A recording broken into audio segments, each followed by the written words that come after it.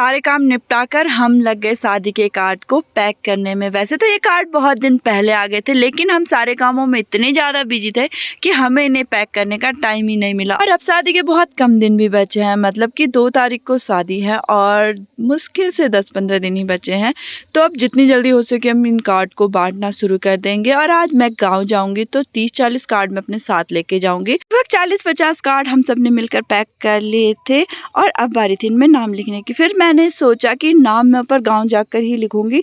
भी हो रही थी मुझे बहुत ज़्यादा लेट, तो मैं फटाफट से सामान पैक कर लेती हूँ। अब बारी थी देहरादून से सीधा घर जाने की, मतलब पहाड़ों की ओर जाने की। तो मैं फटाफट से इन सारे कार्ड को बैग में रख लेती हूँ और चाचा मुझे आज हाईवे तक छोड़ने चले जाएंगे। मौसी को बाय बाय बोल देती हूँ और उसके बाद गाँव के इन खूबसूरत नज़ारों को देखते हुए चाचा मुझे हाईवे तक छोड़ देते हैं। तकरीबन 4 घंटे बाद मैं पहुंच गई थी ऋषिकेश और ऋषिकेश से मैं बैठ गई थी चंबा की बस में और यहाँ से हम जाएंगे सीधा चंबा की ओर। पहले तो हमें ऋषिकेश से चंबा के लिए बस रात के 7-8 बजे तक मिल जाती थी, लेकिन अब ऐसा बिल्कुल नहीं होता। 5 बजे ऋषिकेश से चंबा तक की ये लास्ट बस थी और इसके बाद आपको अगर चंबा तक जाना होगा तो आपको टैक्सी में ही जाना होगा।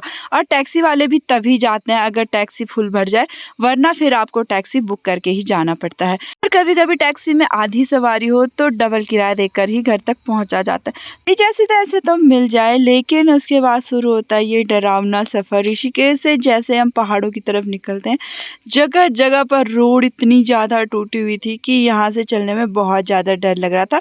हम पहुँच चुके हैं कुंजापुरी के पास। ये जो रोड टूटी है वो कुंजापुरी के पास ही टूटी है।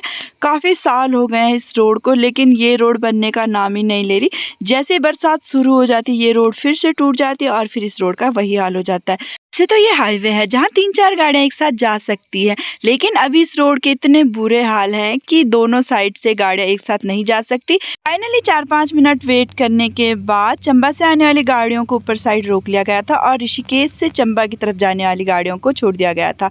तो अब शुरू होता है हमारा ये सबसे डरावना सफर। जहाँ इतनी पतली थी वहीं ऊपर पूरी पहाड़ी टूटी थी, जहाँ बड़े बड़े पत्थर थे जो कभी भी नीचे गिर सकते थे और जरा सा भी पत्थर हमारी गाड़ी पर लगता तो गाइस नीचे इतनी बड़ी खाई है कि जरा सा भी गाड़ी स्लिप हो गई उसके बाद तो हम बचने वाले बिल्कुल भी नहीं थे। तो डर इतनी ज़्यादा लगी थी, ऊपर से रोड बहुत ही ज़्यादा पतली थी। जैसे हमने रोड क्रॉस की, बाप रे, मैं तो इतनी ज़्यादा खुश हो गई। आधे घंटे बाद हम पहुंच जाते हैं कुंजापुरी से आमसेरा और यहाँ के भी बहुत बुरे हाल थे। कुछ दिन पहले यहाँ बादल फटा था जिसके बाद रोड, घर, गाँव सब बह गए थे। फाइनली इस डरावने सफ़र के बाद मैं पहुँच गई थी घर, जहाँ बच्चे अपना काम कर रहे थे। तो गाइस मिलते हैं आपको एक और प्यारे से व्लॉग के साथ, तब तक के लिए बाय बाय।